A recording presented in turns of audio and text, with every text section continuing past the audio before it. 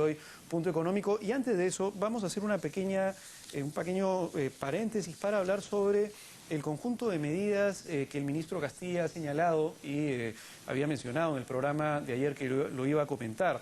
Este conjunto de medidas que están sacando en los próximos 60 días entre decretos supremos y entre, digamos, proyectos de ley que van a ir al Congreso para fortalecer el crecimiento económico y facilitar la inversión. Quería hacer algunos comentarios sobre estas medidas.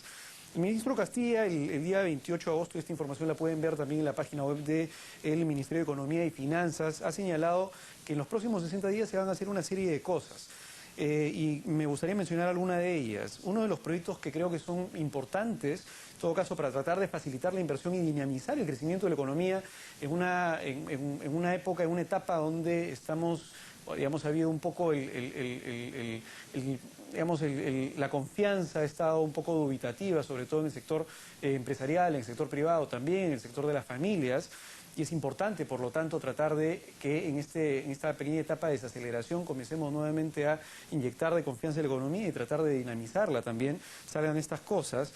Va a salir un proyecto de ley, por ejemplo, para simplificar los procedimientos para la emisión de licencias de habilitación urbana y de edificación. Y esto básicamente lo que va a buscar es hacer un poco más ágil y que se tengan menores costos a la hora de que se quieran hacer construcciones.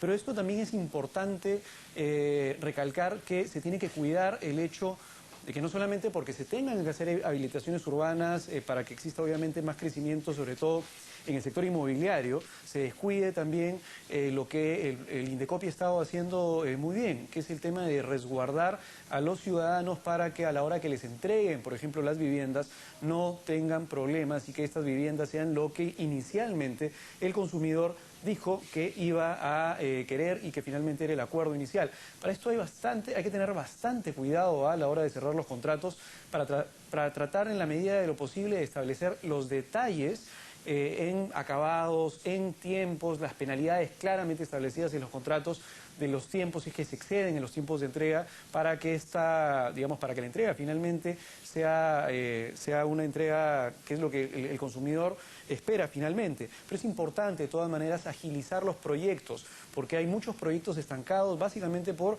barreras burocráticas a nivel municipal y a nivel de permisos para que se puedan hacer más construcciones. Obviamente esto también va atado de la mano con el tema de la infraestructura. No podemos seguir creciendo sobre una ciudad, probablemente en el caso de Lima y eventualmente también a nivel nacional, sobre el caso, por ejemplo, de las tuberías de agua y desagüe. Sabemos que en algunos lugares de Lima, por ejemplo, ya las tuberías están, digamos, colapsadas y en la medida en que exista un edificio nuevo, la cantidad de, los metros cúbicos necesarios para poder llegar con agua a un edificio obviamente harían probablemente colapsar esta red de agua. Así que es importante también que se hagan estas inversiones y se hagan bien proyectando el crecimiento que está teniendo ya la ciudad. Otra reforma importante que se piensa plantear es la reforma integral de las inspecciones técnicas de seguridad, con el objetivo de establecer un sistema eficiente y transparente. ¿Qué es lo que pasa con las inspecciones técnicas de seguridad? Lamentablemente, muchas veces estas inspecciones técnicas de seguridad que deberían buscar, digamos, un objetivo loable, que es el hecho de proteger a la ciudadanía cuando, por ejemplo, se entra a un local, a veces, lamentablemente, implican detrás corrupción. Y eso se ha visto, como si es Vox Populi en realidad, en muchas de las municipalidades y es parte de lo que, inclusive, digamos, es una traba, una barrera burocrática invisible, que es el hecho de que a veces se formen círculos de gente interesada en tener que cobrar para poder lograr ciertas licencias. Y en este caso, en el tema de la seguridad de edificaciones, probablemente la próxima semana vamos a tener un invitado para que nos hable específicamente sobre este tema. Lo importante acá es que en la medida en que los procedimientos sean transparentes, en la medida en que exista información, concreta, abierta al público, entendible, sería mucho más eficiente, el hecho de vigilar que estas cosas no sucedan. Esperemos que la reforma vaya por ese lado. Luego hay una serie de modificaciones que se van a hacer también a la directiva para facilitar inversiones asociadas a asociaciones público-privadas. Y esto es un tema importante. En la medida en que los privados y el Estado ambos puedan comenzar juntos a hacer cosas, como por ejemplo, de repente en el caso de los hospitales, el Estado pueda de repente darle la gerencia, por ser una gerencia más eficiente a un privado, o de repente solamente darle una parte del proceso en donde el privado puede ser especialista y licitarlo y hacer que los privados compitan por el mejor servicio posible. Esto va a hacer probablemente mucho más eficiente la labor dentro del Estado. Igual desde el lado de los privados que podrían eventualmente tener digamos, podrían haber ciertas ventajas en temas de eficiencia cuando estemos hablando de algunos servicios públicos, probablemente, ya inclusive hay varios servicios públicos que tienen parte de los privados inyectados ahí. Creo que las asociaciones públicas o privadas, en la medida en que se sigan dando bien y que los privados y el sector público juntos inviertan de la mano para favorecer el crecimiento del país, va a ser un buen tema.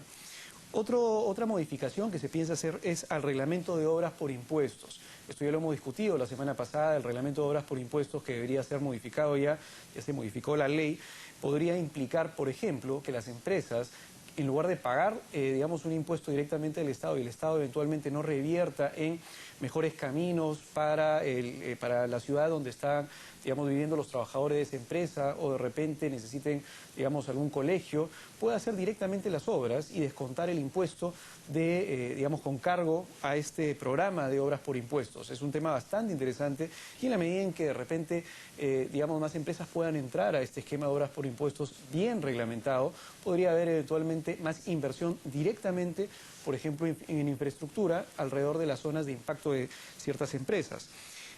Luego hay una reglamentación que se debe hacer con respecto a las iniciativas privadas cofinanciadas, que es un tema también que va por el mismo rubro, tratar de que el privado y el público unan esfuerzos y no sean temas completamente aislados. Hay otros temas importantes también de los que se ha hablado. Uno de ellos tiene que ver con el Sistema Nacional de Calidad. Probablemente hablemos sobre esto con Crisólogo Cáceres, nuestro invitado, dentro de pocos minutos. Es un proyecto de ley para fortalecer este sistema.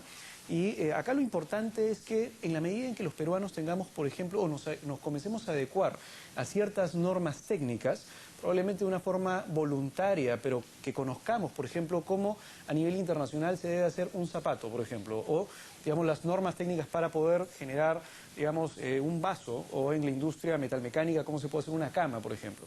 Si tuviéramos nosotros una amplia información sobre cuáles son las normas técnicas para producir ciertos productos, y son las normas técnicas internacionales adaptadas a Perú, probablemente los estándares de calidad aumentarían, lo cual nos haría mucho más competitivos a la hora de querer exportar nuestros productos, porque cuando queramos salir con nuestros productos, esos productos van a ser más fáciles de entrar, la entrada de esos productos a los países extranjeros, dado que siguen ciertas normas técnicas que deberían ser uniformes a nivel mundial. Es importante comenzar a implementar esto y probablemente tengamos algunas palabras también de Crisólogo Cáceres en los próximos minutos. Luego hay un tema de la prórroga del Fondo de Garantías Empresariales, el FOGEM.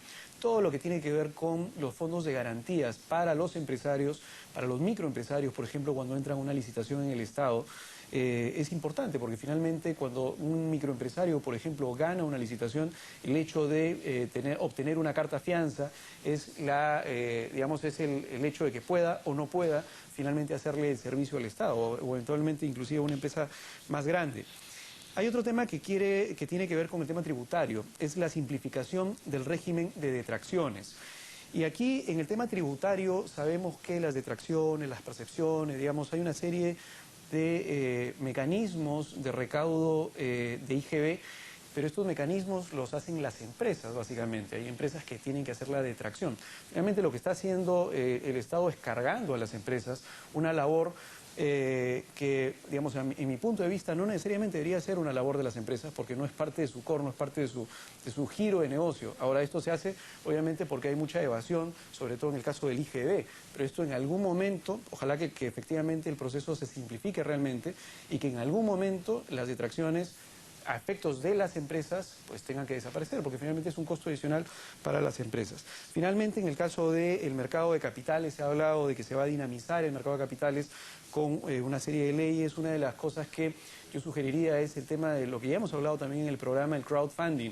es una ventana, digamos, la posibilidad de que las personas puedan acceder al mercado de capitales. Cualquier persona puede acceder al mercado de capitales, que sea abierto y que la gente que tiene dinero pueda, digamos, tomar de alguna manera contacto con la gente que lo necesita. En la medida en que el mercado de capitales sea eficiente para todos, probablemente todo el mundo termine ganando. Eso es un poco las cosas que van a salir en los próximos 60 días. Y le damos